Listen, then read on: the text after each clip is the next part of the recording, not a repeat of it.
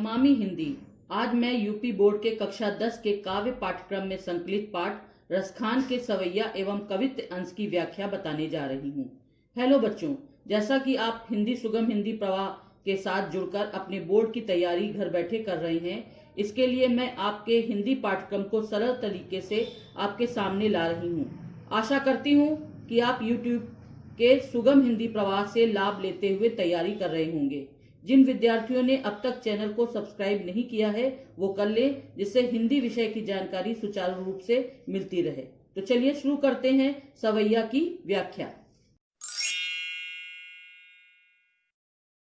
रसखान के सवैये का प्रथम सवैया इस प्रकार है।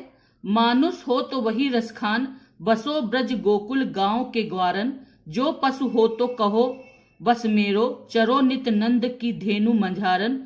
पाहन हो तो वही गिरि को, जो धर्यो का छत्र पुरंदर धारन। जो खग हो तो बसेरो, करो मिल कालिंदी कूल कदम की डारन। प्रस्तुत अंश का संदर्भ इस प्रकार है। प्रस्तुत पद हमारी पाठ्य पुस्तक हिंदी के काव्य अंश में संकलित सवैया शीर्षक से लिया गया है, जिसके रचयिता भक्ति काल के श्री कृष्ण भक्त कवि श्री रसखान जी हैं। प्रसंग: इस पद में कवि रसखान ने अपने हर जन्म में श्री कृष्ण के समीप रहकर उनकी भक्ति भावना करने की प्रार्थना अर्थात निवेदन किया है।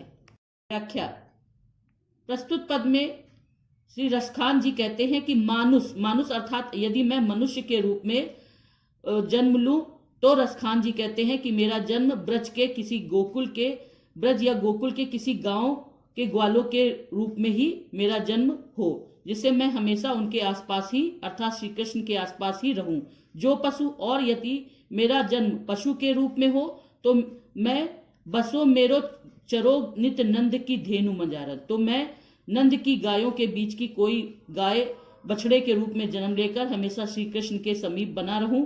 और यदि मेरा जन्म पत्थर के रूप में हो तो मैं उसी पर्वत का पत्थर बनना पसंद करूंगा, जिसे श्री कृष्ण ने इंद्र के घमंड को दूर करने के लिए जो है उसे अपनी उंगली पर उठाया था। जो खग और यदि मेरा जन्म पशु पक्षी के रूप में हो तो मेरा बसेरा कालिंदी अर्थात यमुना नदी के किनारे कदम की डालों पर हो, जहां श्री कृष्ण हमेशा आते जाते रहे हैं, जिससे उनका दर्शन होता रहे। काव्य सौंदर्य: प्रस्तुत अंश में रसखान के मन की इच्छा को व्यक्त किया गया है। भाषा ब्रज है, रस शांत है, छंद सवैया, अलंकार अनुप्रास, भाव प्रसाद है, गुण प्रसाद है, शब्द शक्ति लक्षणा है और शैली मुक्तक है। रसखान पाठ का दूसरा सवैया इस प्रकार है। आज गई हूँ तो भोर हुई हो, रसखान रही वही नंद के भौनई। वाको जियो जुग लाख करोड़, जसोमति को सुख जात कहो नहीं। तेल लगाई लगाई के अंजन, भवे बनाई बनाई ढिठौने। डार हमेले निहार निहारत, वारत ज्यो पुचकारत छौने। प्रस्तुत सवैये का संदर्भ पूर्वत रहेगा। प्रसंग के अंतर्गत एक गोपी श्री माता यशोदा के भाग्य की सराहना करते हुए और श्री कृष्ण के सौंदर्य का वर्णन इस प्रकार से कर रही है। व्याख्या: सखी अपनी सखी से कह रही है कि आज अर्थात आज वो किसी कारणवश भोर ही यानी प्रातः काल ही, रसखान जी कहते हैं कि वो गोपी कहती है कि आज किसी कारणवश प्रातः काल ही वो नंद के भौने अर्थात भवन में किसी कारण के लिए पहुंच गई। वाको जियो जुख लाख करो, और वो ये कहती है कि माता यशोदा के भाग्य का लाखों गुना और लाखों करोड़ों गुना अधिक जो है उनका भाग्य अन्य स्त्रियों से अधिक है, क्योंकि जसोमति का सुख जात कहो नहीं, यानी यशोमती माता जो हैं वो अपने पुत्र कृष्ण को जिस प्रकार से पालन पोषण कर रही हैं, इसलिए उनकी भाग्य जो है वो बड़ा ही भाग्यवान है, जिसकी वजह से उन्हें कृष्ण जैसा पुत्र प्राप्त हुआ है। तेल लगाई के अंजन, क्योंकि माता यशोदा अपने पुत्र कृष्ण को तेल लगा रही थी और उनकी आंखों में काजल लगा रही थी। भवे बनाई बनाई डिठौना, और उन्हें नजर न लगने वाला टीका भी लगा रही थी। डार हमेला निहार निहारत, और उसके बाद अपने पुत्र को सजा धजाकर वो हमेलन अर्थात झूले में डालकर उसे हिलाते हुए, उसको निहारते हुए, पुचकारते हुए इस प्रकार से अपने प्रेम को, अपने वात्सल्य को उस पर लुटा रही थी, जिस प्रकार से मानो वो किसी छोटा सा एक छौना हो और वो उसे पुचकारते हुए अपने झूले में उसे झुला रही हो। ऐसा दृश्य उस गोपिका ने जब नंद के भवन में देखा तो वो उसका वर्णन करने में अपने आप को असमर्थ पा रही थी। सौंदर्य। प्रस्तुत पद में श्री कृष्ण के बाल सौंदर्य और माता यशोदा के भाग्य की सराहना की गई है। भाषा ब्रज है, रस वात्सल्य, छंद सवैया है, अलंकार अनुप्रास और प्रतीप है, भाव माधुर्य गुण माधुर्य है, शब्द शक्ति लक्षणा और शैली मुक्तक है। रसखान का सवैया 3 इस प्रकार से है।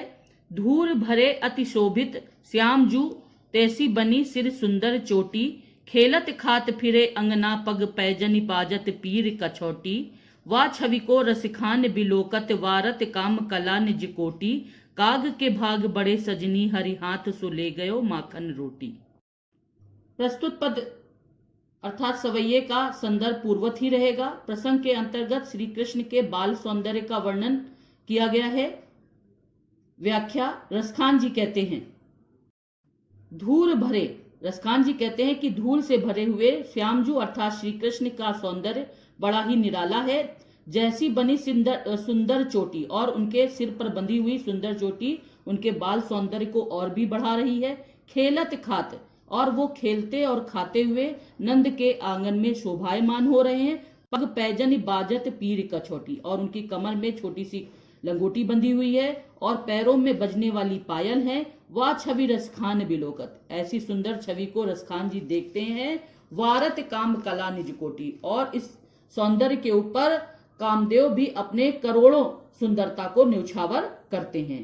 काग के भाग बड़े सजनी, और एक सखी दूसरी सखी से कहती है कि हे सखी देखो ये कौवे के भी भाग बड़े ही भाग्यवान हैं कि हरि हाथ सो ले गयो माखन रोटी, यानी जो हरि अर्थात श्री कृष्ण के हाथों से माखन रोटी ले लेता है अर्थात छीन कर खाता है, अर्थात उसे साक्षात ही भगवान का प्रसाद प्राप्त हो जाता है। इसलिए ये कौवा भी बड़ा ही भाग्यवान होता है। सौंदर्य। प्रस्तुत अंश में श्री कृष्ण के बाल सौंदर्य का वर्णन किया गया है। भाषा ब्रज है, अलंकार अनुप्रास और श्लेष अलंकार है, रस वात्सल्य है, गुण प्रसाद है, छंद सवैया और शैली मुक्तक है। सवैये का चौथा पद इस प्रकार से है। जा दिन ते वह नंद का छोरा, वह बन धेनु चराई गयो है, मोहनी ताननी गोधनी गावत, बेनु बजाई रिझाई गयो है, वह दिन से कछु टोना सो कहे, रसिकान हियो में समाई गयो है, काहू न काहू की कानी करे, सिगरो ब्रजबीर बिकाई गयो है।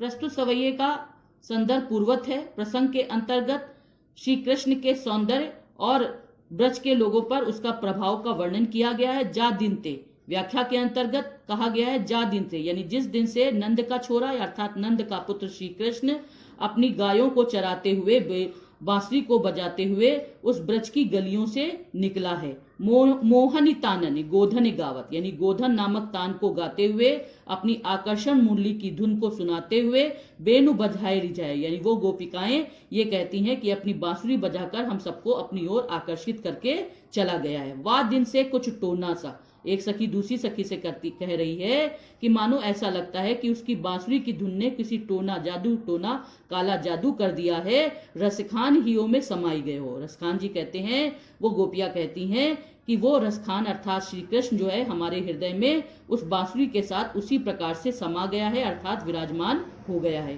काहू ना काहू की कानी करे, और वो ये कहती हैं कि अब यहाँ की जितने भी ब्रज की स्त्रियां हैं या कोई भी है वो किसी मर्यादा का, कानी माने मर्यादा, किसी मर्यादा का किसी सीमा का पालन नहीं करती। सिगरो ब्रज, यानी सारा का सारा ब्रज जो है वीर अर्थात श्री कृष्ण के हाथों मानो बिक गया है अर्थात उन्हीं के बस में उनकी आकर्षण में बंध गया है।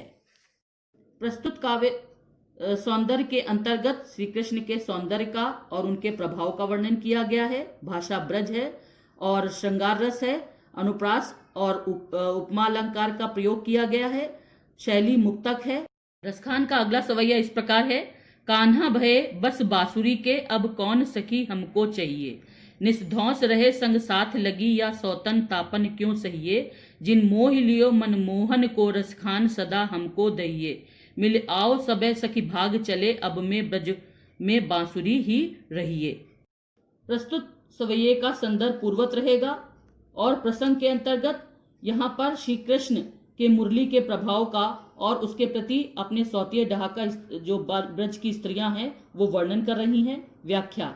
एक गोपी अन्य गोपी से कहती है कि हे सखी, अब ब्रज में श्री कृष्ण की बांसुरी का ही राज रहेगा। अब कौन सखी हमको चाहिए, और अब यहाँ पर कोई भी ऐसा नहीं है जो हम पर अपना आकर्षण और अपना प्रेम लुटाएगा, क्योंकि बांसुरी ही एकमात्र श्री कृष्ण को प्रिय है। निस्ध्वंस, निस्ध्वंस माने होता रातों दिन, संग साथ लगी, यानी रातों दिन ये बांसुरी ही श्री कृष्ण के साथ में रहती है। ये सौतन तापन क्यों सही है, ये तो हमारे लिए सौतन के समान है। उसके ताप को, उसके कष्ट को हम लोग किस प्रकार से सह पाएंगे। जिन मोह लियो मनमोहन को, इस बांसुरी ने मनमोहन को अपने बस में, अपने आकर्षण में बांध लिया है। रसखान सदा हमको दहियो, और ये रसखान जी कहते हैं, वो सखियां कहती हैं कि ये दुख हमारे लिए बड़ा ही दही है, अर्थात कष्टकारक है। मिल आओ सबे सखी भाग चले, इसलिए हम ये कहते हैं कि चलो सखियों, हम लोग ब्रज छोड़कर कहीं और चले जाएं। अब तो ब्रज में बांसुरी ही रहिए, क्योंकि अब तो ब्रज में केवल बांसुरी का ही राज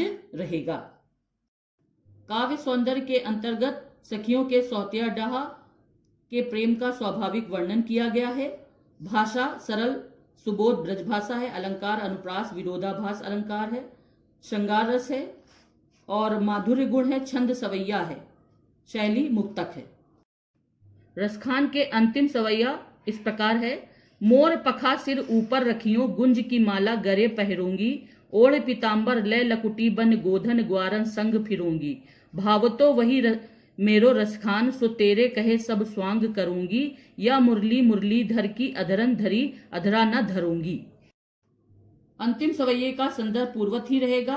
प्रसंग के अंतर्गत एक गोपिका श्री कृष्ण के प्रेम में इतनी डूबी है कि वो उनके अभिनय को अपने जीवन में और अपने रूप में उतारने का वर्णन करती है। व्याख्या।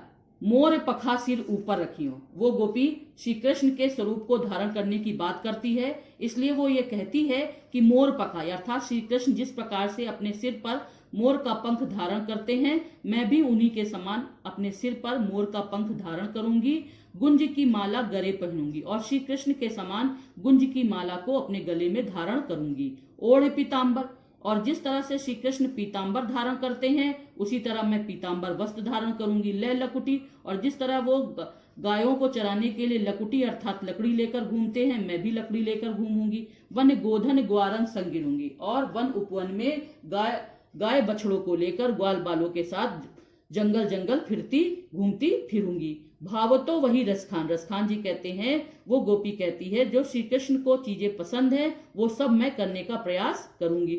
सो तेरे कहे सब स्वांग करूंगी, यानी तेरे कहने के अनुसार अर्थात श्री कृष्ण के अनुसार उन सभी चीजों का अभिनय करूंगी जो जो चीजें उन्हें पसंद है।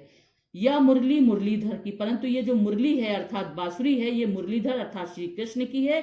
अधरन धरी, अर्थात उनके अधरों को स्पर्श की गई है। अधरा न धरूंगी, तो मैं अपने अधरों से, अपने ओठों से नहीं लगाऊंगी। अर्थात कोई भी भक्त अपने ईश्वर को झूठा नहीं प्रस्तुत करता है, इसलिए सौतिया डाह के लिए भी और भक्त के रूप में इस मुरली को अपने अधरों से नहीं स्पर्श कराएगी। काव्य सौंदर्य के अंतर्गत गोपिका कृष्ण के अभिनय का वर्णन करते हुए अपने प्रेम को व्यक्त कर रही है, और भाषा इसमें ब्रज है। अलंकार अनुप्रास यमक श्लेष है। रस श्रृंगार रस है। गुण माधुर्य है। छंद सवैया है, और शैली मुक्तक है। रसखान पाठ में अंतिम पद कवित्व है, जो इस प्रकार है। गोरज बिराजे भाल ले लही बनमाल, आगे गैया पाछे ग्वाल, गावे मृदु बानरी, तैसी धुन बांसुरी को मधुर मधुर जैसी, बंग चितवन मंद मंद मुस्कानरी, कदम विटप के निकट ततनी के तट, अटा चढ़ चाहे पीत पट फैरानरी, रस बरसावे तन तपन बुझावे नैन, प्राणन रिझावे वो आवे रसखानरी। प्रस्तुत कवित्व का संदर्भ इस प्रकार है। प्रस्तुत कवित्व भक्त कवि रसखान द्वारा रचित रसखान ग्रंथावली में संकलित हमारी पाठ पुस्तक हिंदी के काव्य अंश में संकलित पाठ के शीर्षक कवित्व से लिया गया है। इस अंश में रसखान जी ने श्री कृष्ण के वन से लौटने का सुंदर चित्रण किया है। व्याख्या के अंतर्गत एक सखी दूसरी सखी से बता रही है कि श्री कृष्ण अब वापस प्रातः काल जाने के बाद, यानी गाय गायों को चराने के लिए जब वो प्रातः जाते हैं और संध्या के समय जब वापस लौट कर आ रहे हैं, उसका वर्णन करते हुए कह रही है कि गोरज बिराजे। गोरज माने गायों के पैरों की धूल जो निकली है, उस धूल के मध्य में भाल लह लही, अर्थात श्री कृष्ण का माथा और उनके गले में पड़ी हुई सुंदर और ताजे फूलों की माला अब चमकती हुई दूर से दिखाई दे रही है, अर्थात श्री कृष्ण वापस लौटकर ब्रज की ओर आ रहे हैं। आगे गैया पाछे ग्वाल, यानी आगे आगे गाय चल रही हैं और पीछे ग्वाल हैं, और गावे मृदु तानरी, और वो मधुर आवाज में बांसुरी को बजाते हुए उनके मध्य में सुशोभित हो रही हैं। तैसी धुन बांसुरी की, यानी उनकी जो सुंदर बांसुरी की धुन है वो मधुर मधुर बजती हुई शोभायमान हो रही है। बंक चितवन मंद मुस्कान री, और उनकी तिरछी दृष्टि और उनकी मंद मुस्कान सभी को अपनी ओर आकर्षित कर रही है। कदम बिटप के निकट तटनी के तट, यानी वो कदम पेड़ के नीचे और यमुना के किनारे अब श्री कृष्ण अपने ग्वाल बालों और अपने गायों के साथ पहुंच चुके हैं। अटा चढ़, और सभी ब्रज के लोग जो हैं अटा यानी छत पर चढ़ चढ़कर पीताम्बर के पीले वस्त्र को देखकर ये पहचानने लगते हैं कि श्री कृष्ण अब संध्या के समय वापस उन्हें दर्शन देने के लिए लौट रहे हैं। रस बरसावे तन तपन बुझावे नैन, वो गोपिकाएं कह रही हैं रस को बरसाते हुए और तन की तपन को बुझाते हुए और हमारे नेत्रों को दर्शन देते हुए प्राण रिझावे, और हमारे प्राणों को आकर्षित करते हुए, और रस की खान अर्थात श्री कृष्ण वापस लौटकर ब्रज की ओर प्रस्थान कर रहे हैं। काव्य सौंदर्य इस प्रकार है। प्रस्तुत कवित्व के अंतर्गत श्री कृष्ण के सौंदर्य का वर्णन किया गया है। भाषा ब्रज है, रस श्रृंगार रस है, छंद कवित्व है, अलंकार श्लेष अनुप्रास पुनरुक्ति प्रकाश अलंकार है, और शैली मुक्तक है।